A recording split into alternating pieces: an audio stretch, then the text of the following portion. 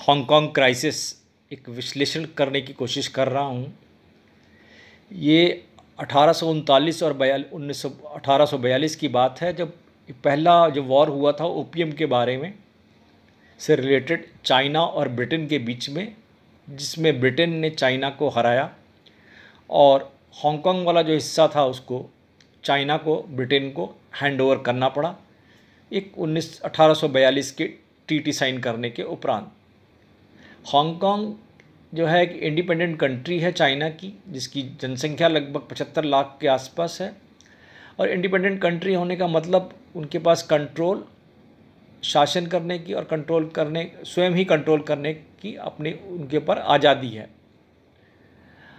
और हांगकांग जो था ये एक क्राउन कॉलोनी बना ब्रिटिश एम्पायर की, ये 1842 के बाद में। और उसके बाद हुआ कि क्रिश्चियन मिशनरी लोगों ने वहाँ पर कई स्कूल्स बनाए और चर्चेस का निर्माण किया। और हांगकांग जो है 1997 में स्पेशल एडमिनिस्ट्रेटिव रीजन, जो पीपल्स रिपब्लिक ऑफ चाइना का एक हिस्सा बना। Officially Hong Kong special administrative region का जो मेट्रोपॉलिटन एरिया है चाइना का, जो ईस्टर्न पर्ल डेल्टा में, जो साउथ चाइना सी के अंतर्गत है आता है, का एक हिस्सा है। और चाइना की शेंजन जो सिटी है उसके काफ़ी करीब है। हांगकांग जो है अपनी रेवेन्यू रेज करता है from the sales and taxation of land and through attracting international business to provide capital for its public finance due to its minimal tax policy. Tax वहाँ पर बहुत कम है, ये बड़ा ध्यान देने की बात है। और अभी हुआ क्या, इस क्राइसिस में जो हांगकांग क्राइसिस हुई है, तो यूएस, यूके, कनाडा तथा ऑस्ट्रेलिया जैसे बड़े कंट्रीज़ ने इसकी काफ़ी निंदा की है कि जो चाइना ने अभी इस पर जो इम्पोज कर रहा है national security legislation on Hong Kong, जिससे उसकी स्वायत्तता को छीनने का खतरा है।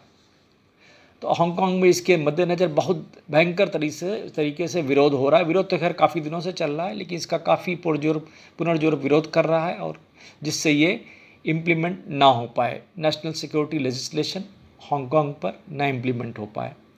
अभी यूनाइटेड नेशंस में भी इस पर डिस्कशन हुआ। उसके बाद में यूनाइटेड नेशंस के जो ये चाइनीज़ एम्बेसडर थे, उस मीटिंग के बाद उन्होंने बड़े सख्त लहज़ों में यूनाइटेड स्टेट्स तथा यूके को बोला कि आप अपने से ही मतलब रखिए और इसमें पढ़ने की कोई ज़रूरत नहीं है। और किसी तरह की जो है हरकत हांगकांग के मामले में यदि आप इंटरफेरेंस करेंगे तो चाइना इसको बर्दाश्त नहीं करेगा और ये अपने आप ही फेल हो जाएगी। अब रही डोनाल्ड ट्रंप भी काफ़ी चिंतित हैं हांगकांग वाले मामले को लेकर। उनके लिए बहुत बड़ा ब्लो है। कोविड-19 से तो ऑलरेडी परेशान थे। और एक तीसरी समस्या वहाँ पर अनएम्प्लॉयड यूथ्स की है, जो कि जिनकी संख्या दिन पर बढ़ती जा रही है। लगभग 60 लाख के आसपास अनएम्प्लॉयड यूथ अमेरिका में भी हैं। तो ये जो है काफ़ी, अभी इलेक्शन का वर्ष है, इसमें काफ़ी समस्या डोनाल्ड ट्रंप को इससे हो सकती है।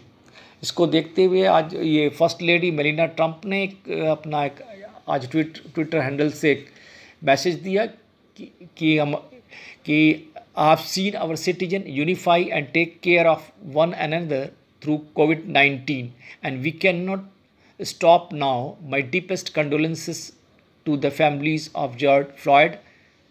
Or as a nation, let us focus on peace, prayer and healing.